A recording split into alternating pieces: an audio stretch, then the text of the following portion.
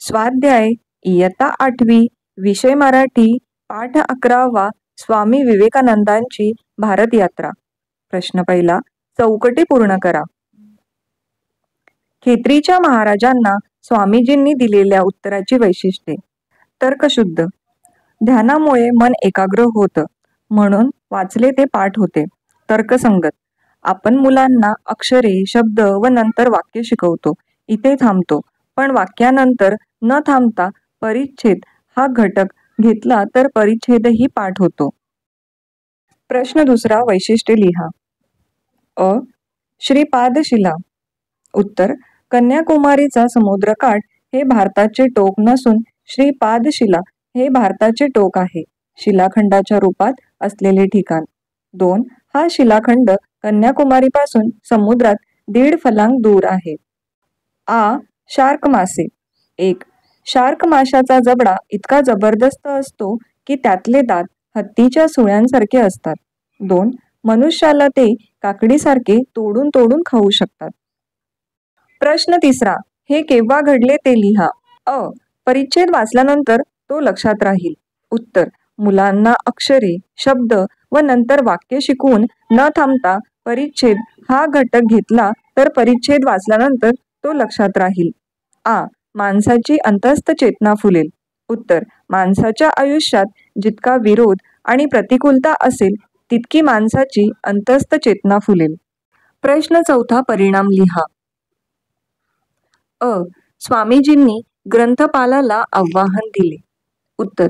ग्रंथपालाने स्वामीजींना त्या 3 खंडातले उभे आडवे प्रश्न विचारले. तो जे प्रश्न विचारायचा त्याचे उत्तर ज्या पानावर असायचे ते अर्धे पाऊण पान स्वामीजी कंठस्थ सांगायचे. हे पाहून त्या ग्रंथपालाने सांगितले, हे मानवी कक्षेच्या बाहेरचे काम आहे. आ.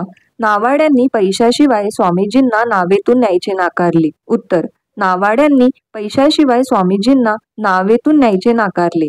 याचा परिणाम असा झाला की स्वामींनी एकदम त्या सागरात उडी मारली. पोहत पोहत ते शिलाखंडावर पोहोचले. त्या नावाड्यांच्या लक्षात आले की हा संन्यासी सामान्य माणूस नाही, कोणीतरी अद्वितीय शक्तिशाली मनुष्य आहे. प्रश्न पाचवा, तुमचे मत लिहा. अ. ग्रंथपालाने स्वामीजींच्या शिष्याजवळ त्यांच्या ग्रंथ वाचनाबद्दल व्यक्त केलेले मत. उत्तर. एखादे पुस्तक वर वर चाळून ते आपल्या उपयोगाचे नाही हे लक्षात आल्यावर काही वाचक ते पुस्तक परत करतात, पण स्वामीजी मात्र दिवसाला 1 खंड याप्रमाणे 3 दिवसात 3 खंड वाचून परत केले. हे 3 खंड स्वामींनी वाचले असतील यावर ग्रंथपालाचा विश्वास बसला नाही. ग्रंथपालाने स्वामीजींना त्या 3 खंडातले उभे आडवे प्रश्न विचारले. तो जे प्रश्न विचारायचा त्याचे उत्तर ज्या पानावर असायचे ते अर्धे पाऊण पान स्वामीजी कंठस्थ सांगायचे. हे पाहून त्या ग्रंथपालाने सांगितले, हे मानवी कक्षेच्या बाहेरचे काम आहे. आ. पैसे घेतल्याशिवाय स्वामीजींना श्रीपादशिलेवर न नेणाऱ्या नावाड्याबाबत तुमचे मत. उत्तर. एका बाजूने विचार केला तर नावाड्याचा नाव चालवणे हा धंदाच आहे. तेव्हा त्याने स्वामीजींकडे पैशाची मागणी केली ते चुकीचे नाही, परंतु स्वामीजींनी त्यांना मी एक संन्यासी आहे आणि माझ्याकडे पैसे नाही असे सांगितल्यानंतर नावाड्यांनी स्वामीजींना श्रीपादशिलेवर नेऊन सोडायला पाहिजे होते असे मला वाटते. प्रश्न 6वा, स्वामीजींचे खालील गुण दर्शवणारे वाक्य पाठातून शोधून लिहा. अ. निर्भयता. स्वामी विवेकानंदांनी एकदम त्या सागरात उडी मारली. आ. मनाची एकाग्रता. 3 दिवस 3 रात्र ते फक्त भारत मातेचे चिंतन करत होते. इ. दृढ निश्चय. मी आता 2-3 दिवस इथेच राहणार आहे. इ. देशप्रेम. ज्या समाजाची आपल्याला सेवा करायची आहे तो देश, तो समाज एकदा डोळ्याखालून घालावा. उ. वाचनप्रेम. पोरबंदरच्या वास्तव्यामध्ये स्वामी विवेकानंद काही इंग्रजी ग्रंथांचे खंडच्या खंड वाचत असत. प्रश्न 7वा, तुमचा अनुभव लिहा. काम करत असताना एखादे संकट आले की माणूस जागरूक राहून काम करतो, याविषयी तुमचा अनुभव. उत्तर. एकदा मी माझ्या आजोबांच्या शेतात गेले. शेतातील पीक वाऱ्यावर डोलत होते. पीक कापणीला आले होते. आजोबा 2 दिवसानंतर पिकाची कापणी करणार होते. अचानक आकाशात ढग जमा झाले आणि आजोबांना समोर मोठे संकट दिसले. त्यांनी 2 दिवसानंतर करण्याची कापणी आजच सुरू करण्याचे ठरविले. प्रश्न 8. खालील 2 प्रसंगातील फरक स्पष्ट करा. स्वामीजींच्या समुद्रात उडी मारण्याबाबतचे नावाड्याचे विचार. उडी मारण्यापूर्वी, उडी मारल्यानंतर. उडी मारण्यापूर्वी नावाडी स्वामीजींना म्हणाले की आम्ही पैसे घेतल्याशिवाय तुम्हाला नावेत बसवून त्या शिलाखंडावर सोडणार नाही. नावाड्यांनी माणुसकीचा विचार सोडून दिला होता. स्वामीजी त्यांना सामान्य माणूस वाटले होते. उडी मारल्यानंतर नावाड्यांनाही स्वामीजींवर संकट येऊ नये म्हणून आपल्या नावा काढून त्यांचा पाठलाग सुरू केला. त्यावेळी त्यांच्यातील माणुसकी जागी झाली होती. नंतर त्यांच्या लक्षात आले की हा सामान्य मनुष्य नसून हा कोणीतरी अद्वितीय शक्तिशाली मनुष्य आहे. खेळूया शब्दांशी.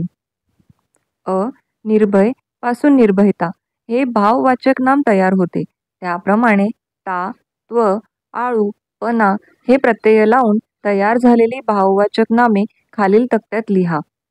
ता कोमलता, विशालता, भावुकता, कठोरता, कणखरता, सुंदरता. त्व महत्त्व, कर्तृत्व, बंधुत्व, नेतृत्व, दातृत्व, गुरुत्व. दयाळू, झोपाळू, कृपाळू, विसराळू, लाजाळू, मायाळू. पणा शहाणपणा, मूर्खपणा. कणखरपणा, खरेपणा, खोटेपणा, विचित्रपणा. खालील वाक्यातील अधोरेखित शब्दांचे विरुद्धार्थी शब्द लिहून अर्थ न बदलता वाक्य पूर्ण करा. सर्वांनी बेसावध राहून काम करू नये. उत्तर सर्वांनी सावध राहून काम करावे. गाडी वेगाने चालवू नये. उत्तर गाडी हळू चालवावी. शिळे अन्न खाऊ नये. उत्तर ताजे अन्न खावे. कोणीही कार्यक्रमास अनुपस्थित राहू नये. उत्तर कोणत्याही कार्यक्रमास उपस्थित राहावे. जॉन अप्रामाणिक मुलगा नाही. उत्तर जॉन प्रामाणिक मुलगा आहे. खालील चौकटीत बे हे अक्षर जोडून नवीन अर्थपूर्ण शब्द तयार करा. बेसावध, बेईमान, बेशिस्त, बेलगाम, बेशरम, बेचिराग. शोध घेऊया. गोरगरीब जनतेच्या कल्याणासाठी काम करणाऱ्या भारतातील 5 व्यक्तींची माहिती आंतरजालाचा वापर करून मिळवा. मिळालेली माहिती वर्गात सांगा. मुद्दे: संक्षिप्त परिचय, उल्लेखनीय कार्य, मिळालेले पुरस्कार. 1. महात्मा ज्योतिबा फुले. संक्षिप्त परिचय: आईचे नाव चिमणाबाई, पत्नीचे नाव सावित्रीबाई, मृत्यू दिनांक 28 नोव्हेंबर 1890. उल्लेखनीय कार्य: 1. दुष्काळ काळात दलितांसाठी स्वतःच्या घरातील पाण्याचा हौद खुला करून दिला. 2. मुलींची पहिली शाळा सुरू केली. 3. अस्पृश्य मुलांसाठी शाळा सुरू केली. 4. गरजूंसाठी रात्रशाळा सुरू केली. बालविवाहास कडाडून विरोध केला. 6. बालहत्या प्रतिबंधक गृहाची स्थापना केली. 7. विधवांच्या केशवपणाविरुद्ध न्हाव्यांचा संप घडवून आणला. 8. पहिला विधवा विवाह घडवून आणला.